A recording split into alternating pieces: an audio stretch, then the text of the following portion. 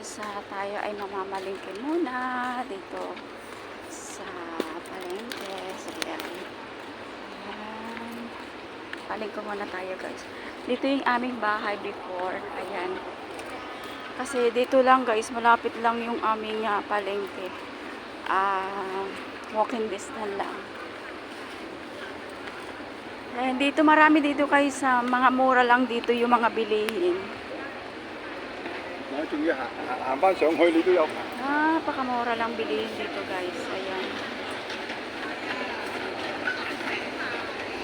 Ayan yung mga fruits. Saka ano guys dito, sobrang sobrang mura yung mga gulay dito. Hindi ka mag-aano na ano. Ayan. Diba? Mga fresh pa